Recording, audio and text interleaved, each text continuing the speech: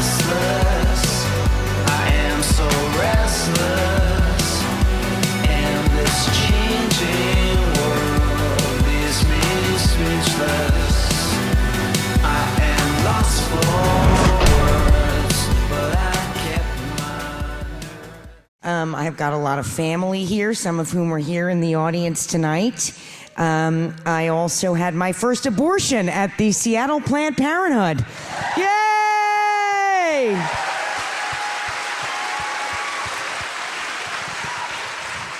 Notice I said first. And I don't want Seattle, I don't want you guys to feel insecure. It was my best one. If I could Yelp review it, I totally would. Welcome to the PARENTHOOD. I'm Jesse Lee Peterson. Abortion is still one of the most divisive issues in America today. I have with me Dr. Willie Parker, an OBGYN specializing in abortions. He's also the author of Life's Work, a moral argument for choice. Dr. Parker has been featured in Esquire, NPR, New York Times, Rolling Stone, Newsweek, and more. Thank you so much for being here. My pleasure. What made you decide, you know what, I'm going to do abortions? Somebody once said when you wrestle with your conscience and you lose, you actually win. And for me, that wrestling with conscience started about 14 years ago. The reality is that 1 in 3 women in this country by the time they're age 45 will have an abortion. Amazing. And it's the most common healthcare procedure that is offered. It's also one of the safest, but it's also one of the most controversial because it is a decision that is unique to women. My awareness as a physician of what happens to women when that care is not available convicted me around what it meant to be a woman's health care provider and to be a Christian, which ultimately led me to conclude that there was nothing doctrinally or specific about abortion in sacred texts, whichever one you're talking about, nor was there anything that prohibited women from having control over their lives and their bodies to make the same decisions that men are entitled to make as moral agents. That's amazing. How is abortion a health care procedure? So when a woman has a pregnancy that affects her health or that she decides to end, if she doesn't have an opportunity to end it safely, anything that risks or ends poses a risk to your health is a healthcare issue. But it's not a healthcare issue it's a healthcare issue for the baby, the unborn child, in that you're killing the baby. So I don't know how that is a healthcare issue for the child. Well, so one of the things that when people describe abortion that way, the way I look at of calling abortion murder, or they call a developing pregnancy a baby, what they're telling me is that they have a certain understanding about what a baby is or about what they think healthcare is. If we're going to be precise in our language, baby is a cultural term, it's not a scientific or medical term. And you're not a baby before you're born. You're entitled to say that you don't believe that women should have abortion. But because of our laws, you're not entitled to block a woman from having an abortion, or you're not entitled to force a woman to agree with your definition. Aren't you taking a life inside the womb? Aren't you taking a life? Actually, a pregnancy, when you do an abortion, yes, a pregnancy does end a life. But does it end a person? So you are killing an unborn child if you're taking a life. You're not taking the life of an animal. You're not taking the life of the woman, so you're taking the life of a child. Is that right? I disagree with you. I understand what you're saying. You are killing an unborn child, right? I'm not killing an unborn child. You're taking the life of an unborn child. I'm ending a pregnancy. But does that require you to take the life of the child that's in the woman's womb? I don't define a pregnancy as a child, and does it have a life? Is it a living?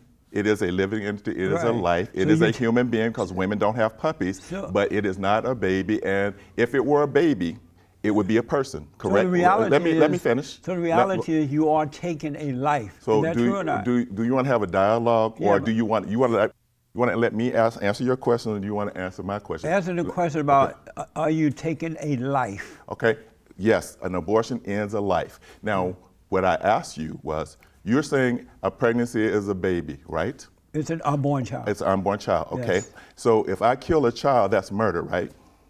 You mean the one that's If I kill a child, yes. you say, okay. So if I'm killing a child If I'm doing an abortion in an abortion clinic, if you call the police, will they come and arrest me? They won't because Why? of the law. Why? But that still What doesn't does the take law away. say? That still doesn't take away the fact that you're taking a life. And we both agree that you are taking a life. Correct. Do you believe that human beings are in a fallen state? No. You do not, and why No. not? Because I think that it requires a biblical literalism, and it requires an understanding that says that everybody is immoral and that they have to be redeemed in some way. I have a different understanding and a different significance of what the life of Jesus Christ meant. You grew up in the South, you were a Christian, Absolutely. and you Absolutely. believed at one point that we were in a fallen state due to sin, and we needed to repent I had and that overcome understanding, yes. What changed your mind What about changed that? my mind is Yes. I understand that the Bible is a sacred text and that I don't approach the Bible literally as the Word of God. There have been too many translations. Do you speak Aramaic? No. Do you speak Hebrew? I don't. Or do you speak Greek? I don't. Those were the original texts of the Bible, right? Right. The Bible's been translated into English, right? Right. You can have different versions, even in English, there are different translations.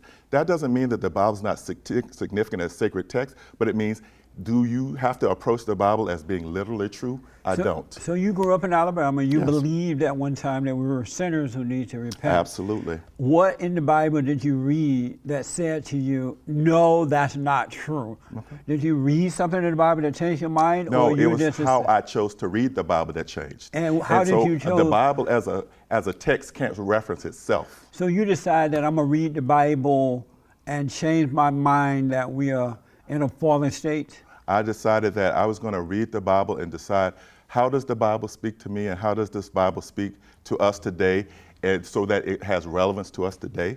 The Bible doesn't speak about traffic on the 405, right? Not that I'm No, aware. right. So how I behave on the 405 can be derived about what principles I say the Bible teaches me in terms of how I should interact with other people, right? But what I'm not getting, what wasn't, how did you make up your mind, and what wasn't in the Bible that confirmed what you thought about the fallen state and about sin? Can you cite me one thing that said you're not a sinner or you're not in a fallen state? Was there something specific in the Bible that told you that? Oh, no. So you just But- made up your own mind about that? Well, in accordance to Romans 12, you're absolutely right. I did make up my own mind where Paul said that every person needs to be persuaded in their own mind. If you may recall in the Bible, in the book of Romans, where people in the church were bickering about whether or not you literally should eat meat or herbs, Paul said, you interpret the Bible according to being fully persuaded in your own mind. Is it That's how I possible you believe. could be wrong now? Yes, it is. Oh, okay. Is it possible that you could be wrong? No, absolutely not. Okay. So that's where we differ. You can't imagine how you can possibly be wrong, and I question myself all the time. Voltaire said I would that. if I were you. And if I were you, I would question myself too. Let me do this. Have you ever changed your mind about anything? I have. Okay. And why don't? But that's why I'm glad that in order you for at you to least change your questioning- mind, you had to think about their other possibilities, right? That's why I'm glad that you're at least thinking about the way you feel about Christianity and abortion now and sin and all that, because you are wrong. And by you thinking about it, maybe you get back on the right track. Let me say to you, I'm absolutely comfortable with the fact that you think I'm wrong. And now, a word from our sponsor. I am so excited. I can't believe it. Finally, the Fallen State merchandise is here. Look at this beautiful shirt. We have red, white, and black. Comfortable, I like the fit. Really nice t-shirts. And we have mugs. The Fallen State mug. On the back it says, did you have fun? Did you have fun? A gift. Excellent gifts, both. This is a great way for you to help us. Can you imagine your friends seeing you with this at the office, at the park, in your home? You're gonna love it. Order them now. Go to TheFallenState.tv. Thank you so much. I appreciate it. What made you think that you are a Christian? Okay. Why do you question that? No. You said you are, but what made you think that you are? Why do you question that? No, answer that for me. What made you think that you are a Christian? Well, why do you think that you're a Christian? Can you answer that for me?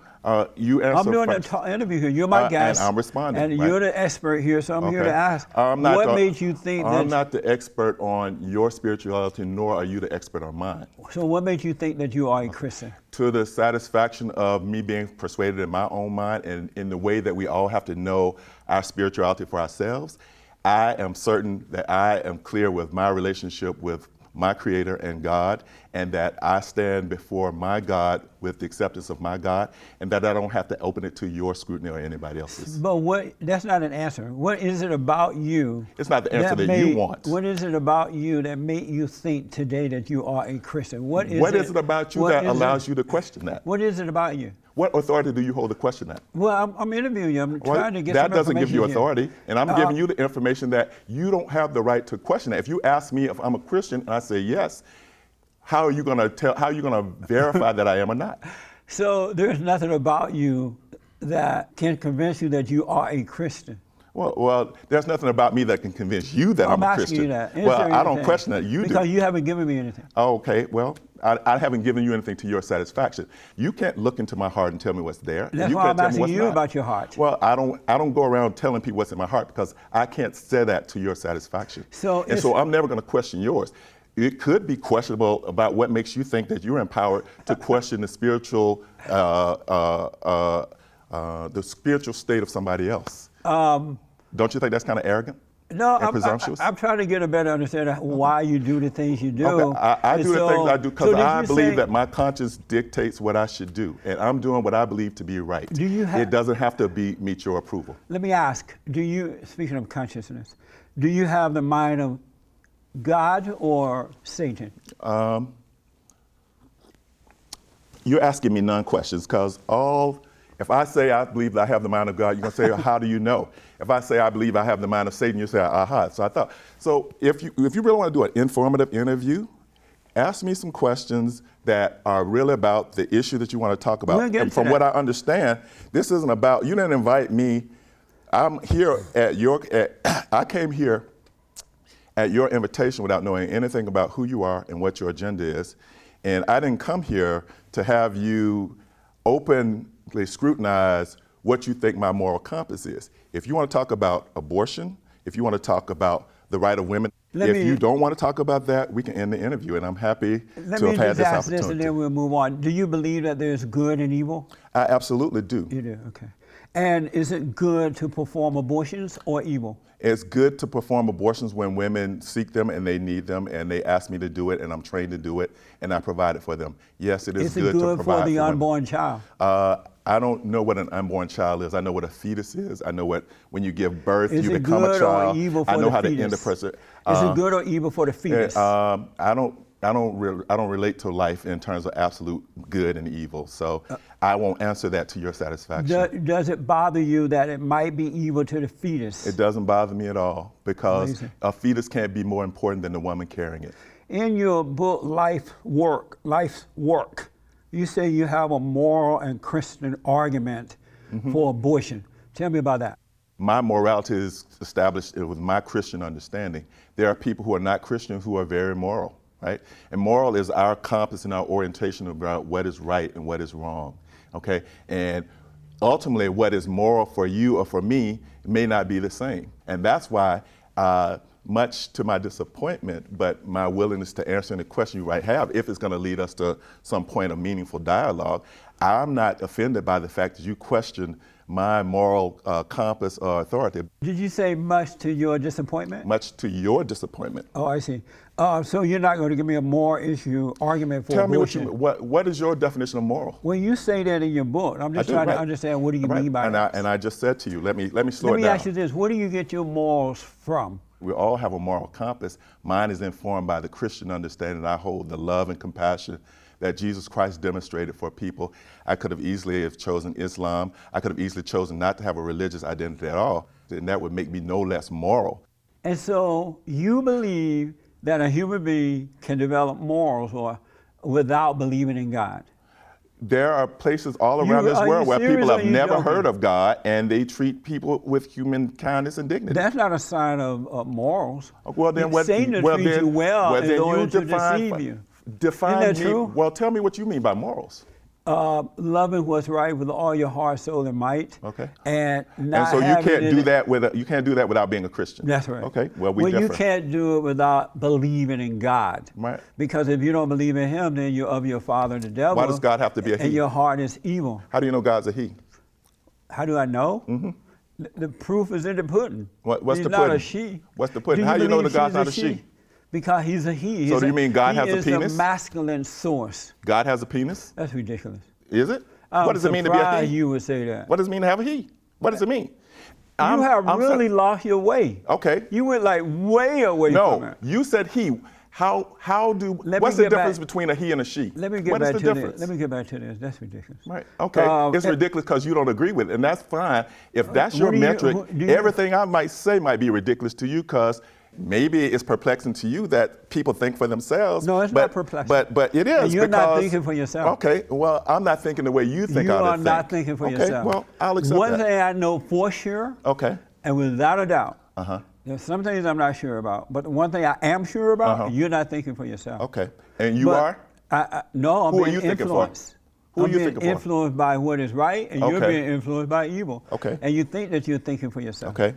Sometimes maybe the task of us as Christians is to convince non-Christians that we can be moral, because some of our behavior is very moral. I would find that people who are supporting a president who would be willing to kick people out of the country, or who would change laws that would be oblivious to the fact that when abortion's illegal, women die. Are you referring to the Great White Hope, President Trump? I don't. Is that who you're referring to right now? I'm referring to the President of the United States. The Great White Hope. Well, you can, if we're going to have a political satire conversation. Well, you brought we up can have the president. I brought the president. I'm saying it is immoral for people who claim a faith identity to say that they're evangelicals, and for people to go to the White House and to lay hands and say God has sent Donald Trump, when the policies that this president is putting forth imperil the lives of people. But I why are say you going that to is a make that form of decision immorality. about President Trump, What? and you didn't like it when I asked you about your moral I values? didn't You say had President a hissy Trump. fit, and No, now I didn't have a you're hissy questioning fit. the value No, of President I Trump. said, you asked me because what of morality what was, his right? decisions I are. didn't say, I said, you asked me what morality was, right?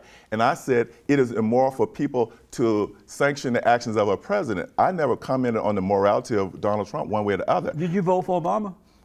Why does it matter who I voted for? Because you just made a judgment of the Great White Hope, President Trump. You introduced the That's all. term of Great White Hope, and you called President Trump that. Well, you I brought him referred to up. the president. I brought up the president, and I said policies that imperil the lives of people are immoral. Esquire did a piece on you back in 2014 describing how you traveled thousands of miles to perform abortions in Mississippi every month. At the last legal abortion clinic. First of all, is that true? This is true. Amazing. And do you still do that? Why? Do you still travel miles? Because we were talking about abortion in you. Okay. Do you still travel miles to perform I still abortions? perform abortions, yes. And so you're still providing abortions in Alabama, Pennsylvania, Georgia, and Illinois? No, just in my home state of Alabama. Just in Alabama now? How many abortions have you performed in your career? As many as necessary. And how many is that? As many as necessary. I don't keep count. Every woman who comes to me and asks me for that care, when she demonstrates that she is clear about her decision, I provide her with the care she seeks. I don't keep numbers. Because what difference does it make if it's 1,000 or 100,000? Well, you don't think that would make a difference? Okay, what difference does it make?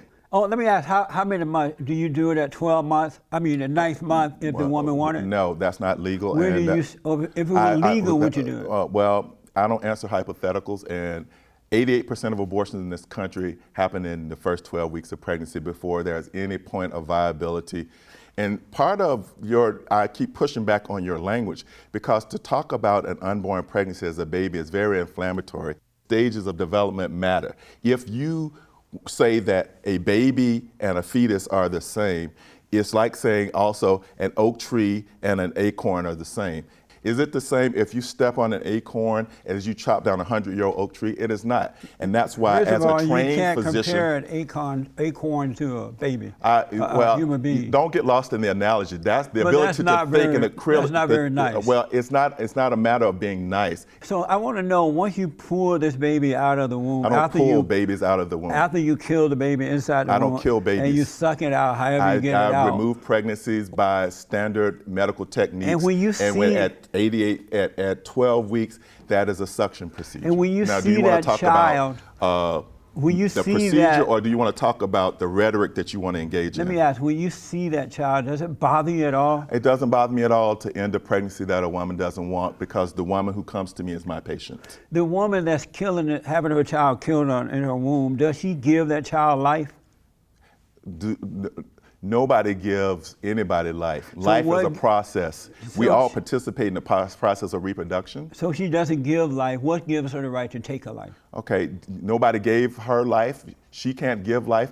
We all are So here. what gives her the right to take a life? Well, you know,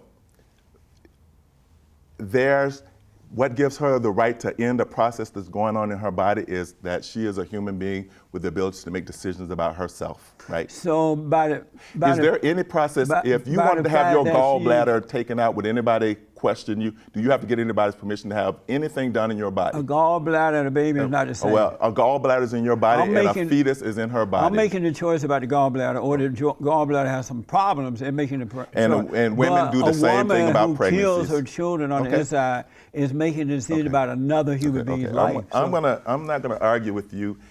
If you want to have I've never walked out of an interview, but if you want to have a meaningful conversation, ask me some meaningful questions. Otherwise, this interview is over.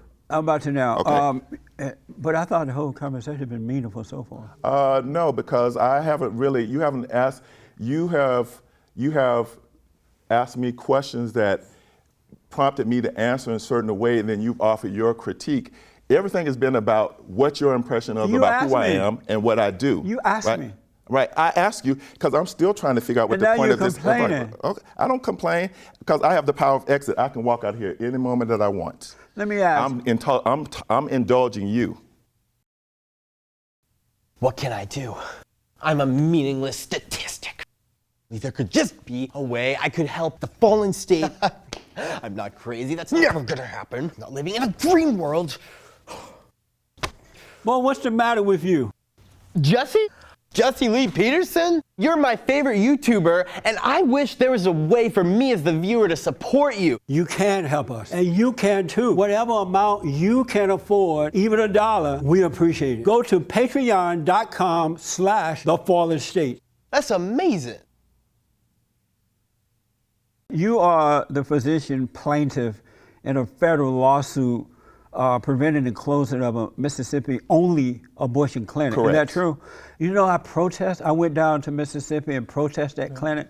We've been fighting to get that clinic closed for a long time. That's important. That's unfortunate. It's going to happen. Because you are indifferent to what that means to the women, right? I'm sorry? There are actually 7 states where there's only one clinic. You're going to go to each state to protest where there's one clinic left? Don't give me any ideas. Oh, well, I hope if I can give you that idea, you're late to the game, and you're not the only one who thinks that they have an ultimate say-so over what women should be able to do with their bodies, and that you're indifferent to what it means to women, that you're indifferent to... Should the father have a say-so about his child?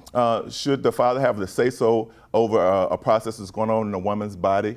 No. Is that his child in the woman's body? A pregnancy, when a woman is carrying a pregnancy, whoever she decides the paternity is related to, and if they have the kind of relationship where she wants to have that, a woman doesn't have to relinquish control of her body to anyone. Is that his child inside of her body? I guess it depends on what state you're in, right? There are states that say that a woman, before she can end a pregnancy, has to get the permission of a man, even if he's a rapist. So, is that his child inside the woman's body? Yeah, no, because a woman doesn't have property. You didn't really say no. No, it's not his child. It's if they continue that pregnancy and give how birth, is it her it's child their then? Child, right? How is it her child? When she gives birth. Well, as I said to you, when you really said no, it's not his child? It's not as a property as he has some claim you put over all this that woman's extra body. stuff onto it. Okay. You just said no, it's not his child. It's not his child. It's their Whose child. child is it? It's their child if they have a joint enterprise, right? Should he have a say-so in that? Not unless he can take all the risks that go with continuing a pregnancy, no. It's amazing, man. Okay, right. So tell me about this case. I know it's amazing to have somebody to think critically and to not just kind of roll over and let you run over them because you ask questions that have an agenda. But yeah, that can be amazing when you hear that other people can think too. So you believe you're thinking? Well, the evidence, as you said, the proof's in the pudding. So let me ask, tell me about the case down in Mississippi. Is it going to be heard by the Supreme Court? The Supreme Court has already ruled that Mississippi Clinic will not be closing. Oh man, we got more work to do there. You're entitled to do all the work you want. That's So why let we're a me nation ask- of laws, and the Supreme Court has spoken. So does it bother you that every day, according to Black Genocide, that every day between 1,200 to 1,500 black babies are aborted every day? It doesn't, That because doesn't I don't bother you abort either? babies. No, it doesn't, because abortions come from unplanned, unwanted pregnancies or lethally flawed ones. And unplanned pregnancies, African American women, followed by Latina women, have the highest rate of unplanned pregnancy. So it stands to reason that when a woman has an unplanned pregnancy and she decides not to keep it, that the people going to have the highest rate of abortion are going to be the people who have the highest rate of unintended pregnancy. Does it make it right just because it's unplanned that they should kill the Well, child? it makes it Does it make it right right? that a Why person not can take make their own responsibility? decision. So they you- are taking responsibility. They're not continuing pregnancies that they don't want. So as a black American, seeing the devastating state of most black people in the country today, you're literally not bothered that every day between 1,200 to 1,300, 1,400 black babies are aborted. You're not bothered. I'm not bothered by the fact that women are able to act in their own behalf, and I'm also not bothered by the fact that the majority of those women were already challenged around having the resources to raise the babies that they have. So for me to take people already living in misery and to compound that misery by insisting that they're going to have a baby that they can't take care of. Where are you when the baby's ill? Where are you when the mother gets kicked out of her house with all these babies So and a you're newborn? justifying abortion right now. No, I'm justifying You're women being justifying empowered to make the wrongdoing. decisions that they know best about their lives. Not you, not me, not other folk who couldn't give a care about what happens to those babies after they're born. So as a doctor, did you make more money before you start performing abortions or after you started What to difference would perform it make? abortions? But since you raised the question, I'm a board-certified obstetrician gynecologist with 27 years experience. And what I make performing abortions is below what I could make if I didn't do abortions. So what's your point? Do you make more money? What's your point? Do you make more money? Did you start making more money before you started to perform I make abortion? more money or after. I make more money. I make less money than I could make. I make enough money to take care of myself. But So did what you start to difference does it make? Did you start making more money after you started to What perform difference abortion? does it make how much money I make? It's important because that might be your motivation. Well, whatever my motivation is, if I get paid for the services I provide, I'm entitled to get So paid. when did you start making more money? Why- making money why does before that or matter? after? I'm a private citizen. I don't have to answer to you about what my finances are. And why How much not? money do you make? I didn't ask you how much. I Tell asked me. you when did you Tell me. when did you start making more money? After you started performing abortions or after? Tell me how much you make and I'll tell you. And then if you tell me how much you make and then I can tell you, because I know what I was making before and after, if you tell me how much you make, I can tell you I was making more money than you do before or after. So that's my answer to you. Let me ask, what is a man? What is it? Yeah, what is a man? What is a man? You don't know? Do you? Do you know what a man is? Are you one? Do you know what a man Are is? you a man? Is that your response to me? Are you a man? So that's your response I'm to me asking right now? you. You answer me and then I'll answer you. No, I'm asking you what is a man? Are you a man? So what is love? What is a man? What is love? What is it? What are you doing? You're not going to answer the question. I'll answer your You're question. my guy. You're the expert. You're the doctor. You're supposed to be it's your answering interview. these questions. Well, if What you is a tell me man? what you tell me what a man is, and then I can tell you whether I believe that a man is what you think it is or whether it's not. Do you know what it is? I do. What is it? What is you? Tell me your definition. I'll tell you if I agree with you. You're not going to answer that because we're running out of time and you're wasting my time. It's a waste of your time. Well, I can leave No. if it's a waste of your time. Do you want to tell me what? Is this as a waste far of your as time? Plot-wise, it's a waste of time. Okay. So you don't know what a man is? I do. What is a man? What kind of test is this? What is a man? What is a man? That's a rhetorical question. If you're talking about a human being, a person that's on the phylogenetic scale, that has the ability to think, that has motor function, that can reproduce, if you're talking about a man as opposed to a female, what's the question? I need more precision. What are you asking me? Apparently you don't know what a man is. So let me ask. Okay. Do you love black people? I love all people. And what is love? What is love? Are you not understand that either? Well, see, you're asking me rhetorical questions, and I'm returning your rhetorical question, and then you don't like a rhetorical question, but you want me to answer one. Do you love the unborn child? I love people. How about the unborn child? Unborn children aren't people. I don't know what an unborn child is. I know what a fetus is. I know what a pregnancy is, but I don't know what. Do you love the fetus? I love women and their pregnancies. If a woman's carrying a fetus and she wants to continue, I love and will support her ability to support that. If a woman's pregnant and is carrying a fetus and she no longer wishes to carry that pregnancy, or if her health prohibits her from doing so, I love her enough to help her accomplish her goals safely. Amazing. This past June. But let me ask you a question. How can you say you love a pregnancy more than you love the woman carrying it? I love both. Okay, so when it's not in the best interest of a woman to continue a pregnancy, how can you prioritize the fetus over the woman who's carrying the pregnancy? Because the child should have a chance to live What about as well. what about a female child who's carrying a child? Does a woman have a right to thrive? She has a right, and so does the unborn child. Okay, and so when those interests are competing, whose interests They're are not important? competing.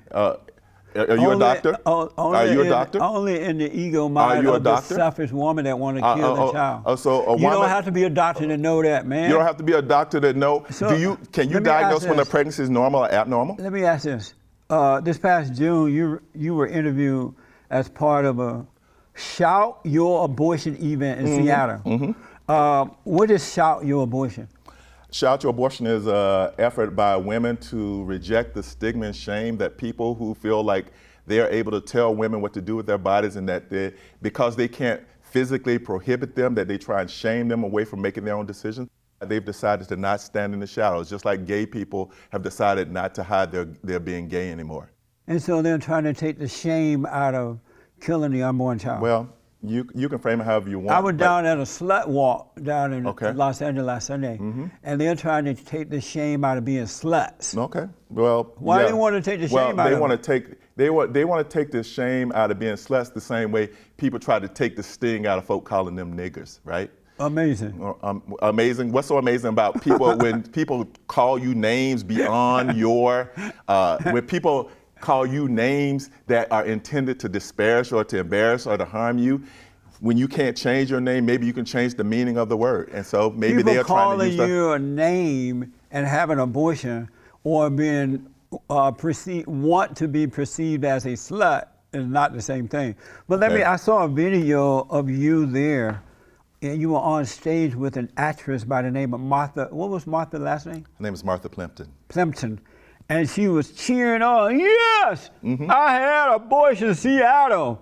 Yep. And you're not the only place I've had this abortion. Yep. And she said she wanted to Yelp review of her abortion. What was going through your mind? She's a comedian, and when this woman was sitting there celebrating killing her unborn children? What was going through my mind was she was telling people who think like you that I don't really care what you think of me. And then the same way that black people had to tell white people when they called us niggers and they said that, you know, somebody with your color skin can't become a physician, she was telling them, I don't really care what you think about me. And I support anybody who finds enough self-dignity and self-love to say to folk who judge and to stigmatize and to shame them that I don't really care what you think about me. You're judging the people who disagree with you about what you're doing. No, I don't Yes, judge. you are. You're judging them. Well, no. Well, yes. Well, I've never said that you don't have a right to think. But you're judging me But you know because what I I would have disagree. done? I know, I'm not judging you because you disagree. Yes, you are. I'm exposing myself to your judgment. I'm pushing back on the judgment that you're imposing on me. It But would have you're been useful. imposing your judgment on me. If you had let people know, I came on your show in good faith. I didn't Google you. I don't know anything about you.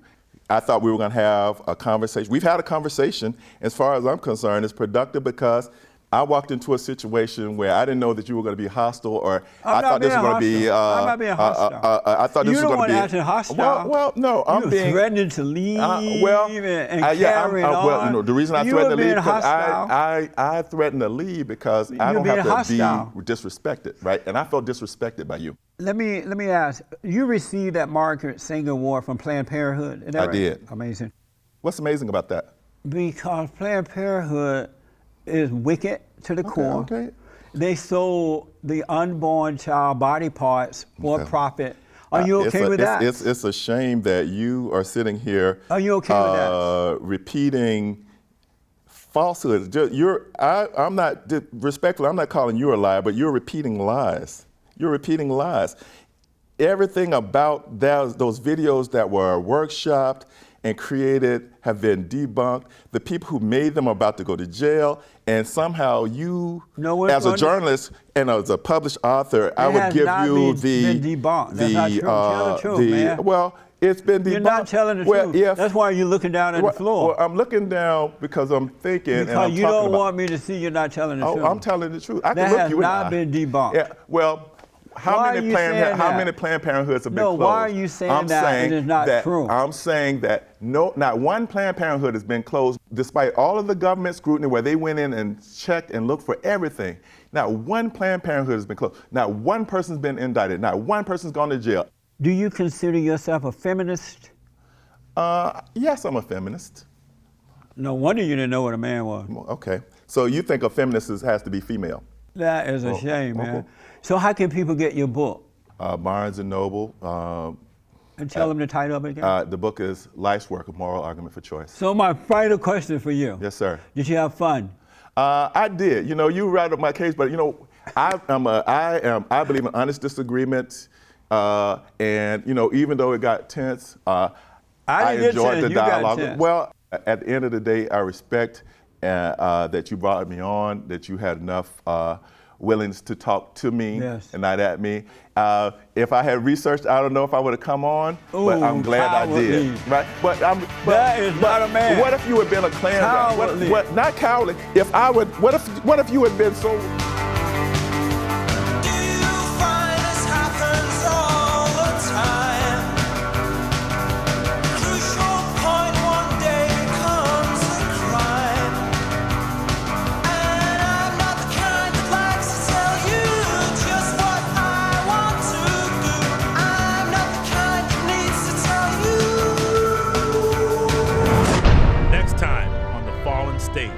When you say Colin Kaepernick, you're glad he doesn't have a job. He turned his back on this country. He turned his back on the flag. It's not against the country. It's not against the flag. Song that is a racist song. Just like Trump supporters, those Trump tards, and they're a bunch of Trump tards. You gotta know these things, dude. Why are you pointing out the president to answer his question? Because he's the leader of the fucking country. Why didn't you? What the fuck? Get that son of a bitch off the field. Fired! Thanks for watching The Fallen State. We need your continued support. Donate to my nonprofit here. Subscribe and like the videos here. And tell everybody and their mama about the show.